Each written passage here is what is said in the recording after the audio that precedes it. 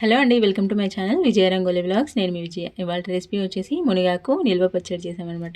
So ఇది ఎలా చేసుకోవాలి ప్రాసెస్లోకి అయితే వెళ్ళిపోదాము. ఇలాగా అమ్మ అయితే నా కోసం మునగాకు అయితే తీసుకొచ్చిందనమాట.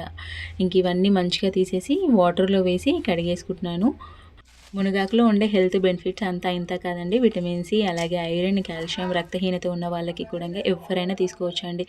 ఇంకా మరెన్నో హెల్త్ బెనిఫిట్స్ ఉన్నాయి ఈ మునగాకుతో. మనం ఇవాళ నిల్వ పచ్చడి చేసేస్తున్నాం కదా. సో ఈ ఆకులని మంచిగా ఒకసారి అయితే ఇలాగ వాష్ చేసేసుకొని ఒక కాటన్ క్లాత్ పైన అయితే ఇవే ఇలాగ వేసేసుకొని తడిపోయేంత వరకు ఆరబెట్టేసుకోవాలండి. ఎండలో పెట్టకుండా నీడలోనే ఫ్యాన్ గాలికి వీటిని ఆరనివ్వండి. ఆకులకి తడి ఏమాత్రం లేకుండా ఆరబెట్టుకోవాలి. నెక్స్ట్ ప్రాసెస్ అయితే చూసేద్దాము. ఒక కడాయి పెట్టేసుకొని అందులోకి 2 టేబుల్ స్పూన్స్ ఆవాలు అయితే వేసేసుకోవాలి. ఈ ఆవాలు కొద్దిగా లేట్గా వేగుతాయి కాబట్టి ఫస్ట్ ఈ ఆవాలను అయితే వేయించేసుకుందాము. కొద్దిగా కలర్ చేంజ్ అయిపోయి కొంచెం చిటపటలాడుతూ ఉంటాయి కదా ఆవాలు, అప్పుడు ఇందులో ఒక 2 స్పూన్ల ధనియాలు అయితే వేసేసుకోవాలి. ఇవి కూడా కొంచెం వేగిన తర్వాత అలాగే ఇందులోకి 1 స్పూన్ జీలకర్ర కూడా వేసేసుకోవాలి. ఇవి మంచిగా వేయించుకోవాలి. మాడిపోకుండా కొంచెం దగ్గరుండి వేయించుకోండి. ఇవి వేగుతూ ఉన్నప్పుడు మంచి స్మెల్ వస్తుంది, మంచి కలర్ కూడా చేంజ్ అయిపోతుంది. ఇవి వేగిన తర్వాత వీటిని అయితే తీసేసుకొని పక్కనైతే పెట్టేసుకోవాలి. చూడండి బాగా వేగిపోయాయి కదా, ఇలా ఉంటే సరిపోతుంది. వీటిని అయితే చల్లారనివ్వాలి. అలాగే పొడి కూడా చేసుకొని పెట్టేసుకుందాము. మనం ఇందాక ఆరబెట్టుకున్న మునగాకైతే ఏమాత్రం తడి లేకుండా మంచిగా ఆరిపోయిందండి. ఈ మునగాకిని మనం ఇప్పుడు ఇందాక మనం ఫ్రై చేసుకున్న అదే కడాయిలో మునగాకు మొత్తంగా వేసేసుకొని బాగా వేయించుకోవాలి. మీడియం ఫ్లేమ్లోనే పెట్టుకుంటూ కొంచెం లో ఫ్లేమ్లో పెట్టుకుంటూ వేయించుకోండి. హై ఫ్లేమ్లో పెట్టి వేయించకూడదు. కొంచెం మనం ఇలాగా వేయించుకుంటూ ఉంటే కొద్దిగా తేమలాగా వస్తుందన్నమాట. అలాగే కాసేపు ఇలాగ మీడియం ఫ్లేమ్లో పెట్టి వేయించుకుంటుంటే చూడండి అప్పటికి ఇప్పటికి కొద్దిగా చేంజ్ అయిపోతుందన్నమాట. ఇలాగే బాగా వేయించుకోవాలి. మరీ మాడిపోకూడదండి. హై ఫ్లేమ్లో పెట్టి వీటిని వేయించకుండా కొద్దిగా మీడియం ఫ్లేమ్లో పెట్టి ఇలాగ వేయించుకోవాలి. కొద్దిగా చూడండి అలాగ దగ్గర అవుతున్నప్పుడు ఒక 2 స్పూన్స్ అంతా ఆయిల్ అయితే వేసేసుకోవాలి. ఏ పచ్చడి చేయడానికైనా సరే మనం పల్లి ఆయిల్ లేదంటే నువ్వుల ఆయిల్ అయితే వేసేసుకోవాలన్నమాట. నేను ఇవాళ పల్లీల ఆయిల్ అయితే యూస్ చేస్తున్నాను. కొద్దిగా ఆయిల్ వేసి కొద్దిగా ఇలాగ వేయించుకున్నట్టయితే మనకి ఇలాగా కలర్ చేంజ్ అయిపోయి ఇలాగ బాగా వేగుతుంది. మరీ మాడిపోకూడదండి, అలాగని క్రిస్పీగా కూడా అవ్వకూడదు. మంచిగా ఇలాగ వేయించుకోవాలన్నమాట. వేయించిన మునగాకుని తీసి పక్కన ప్లేట్లో అయితే పెట్టేసుకోవాలి. నెక్స్ట్ 3 టొమాటోలు అయితే తీసుకున్నాను. వాటిని ఇలాగా చిన్న చిన్న ముక్కలుగా అయితే కట్ చేసుకొని అదే కడాయిలో వేసేసుకోవాలి. ఈ టొమాటోస్ అని బాగా మగ్గేంత వరకు అయితే ఇలాగ కలుపుకుంటూ ఉండాలండి. చాలా మెత్తగా అయిపోవాలి.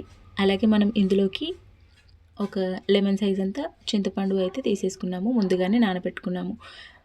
ఆ చింతపండుని ఇందులోకి అయితే వేసేసుకోవాలి. ఈ రెండింటిని బాగా మళ్ళొక్కసారి కలిపేసి మగ్గించుకోవాలి. అలాగే ఇందులోకి కొద్దిగా ఆయిల్ కూడా వేసేసుకోవాలి. ఆయిల్ వేసేసి మళ్ళీ ఒకసారి అయితే మగ్గించుకోండి. తర్వాత ఇందులోకి మీ టేస్ట్కి తగ్గట్టుగా కారము అలాగే సాల్ట్ కూడా వేసుకోండి. నేను ఇక్కడ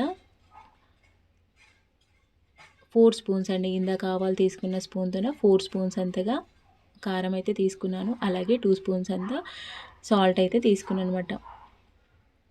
ఇవి ఒకసారి ఇలా కలిపేసుకొని ఆ వేడికి ఆ కారం అనేది బాగా ఉడుకుతుంది కదా, అలాగే ఉండనివ్వండి. ఒక 5 మినిట్స్ అయినా సరే ఉడికించండి. తర్వాత ఇందులోకి కొద్దిగా పసుపు అయితే వేసేసుకోవాలి. మళ్ళీ ఒకసారి కలిపేసి కొద్దిగా కారం అనేది ఉడికిపోతుంది కదా, అప్పుడు మనం పక్కకి పెట్టుకున్న మునగాకునైతే ఇందులో వేసేసుకోవాలి. ఇది కూడా మళ్ళీ ఒకసారి బాగా కలిపేసుకోవాలన్నమాట.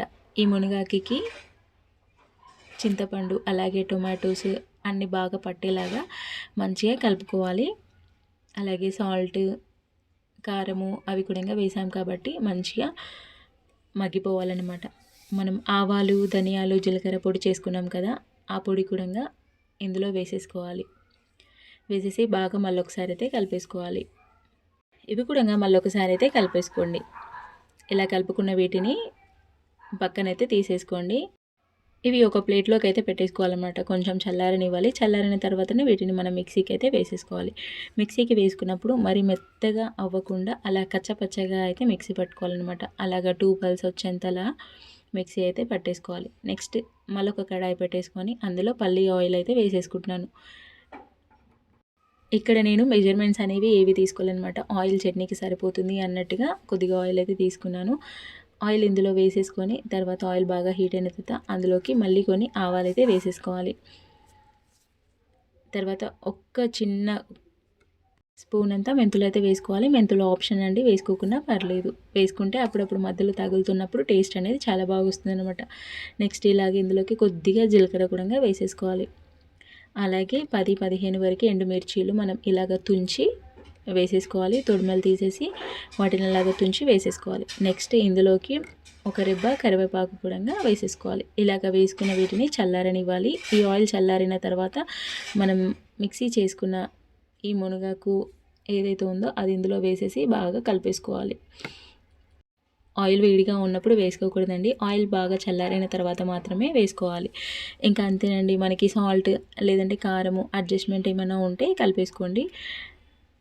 ఇలా కలుపుకొని ఒక సర్వింగ్ బౌల్లోకి, లేదంటే గ్లాస్ కంటైనర్, లేదు అంటే ప్లాస్టిక్ దాంట్లోకైనా తీసేసి స్టోర్ చేసేసుకోవచ్చు. చాలా టేస్టీగా ఉంటుందండి.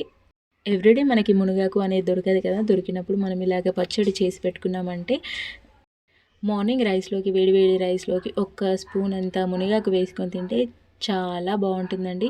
అలాగే హెల్త్ కూడా చాలా మంచిది కదా. సో రైస్లోకి అయితే నేను కలుపుకొని ఎలా ఉంది అని టేస్ట్ చేసి చెప్తున్నాను అనమాట. టేస్ట్ అయితే సూపర్గా వచ్చిందండి. నాకు కొద్దిగా సాల్ట్ అనేది తక్కువగా అనిపించింది, కానీ టేస్ట్ అయితే సూపర్గా వచ్చిందనమాట. సో మీరు కూడా ఇంకా ట్రై చేయండి.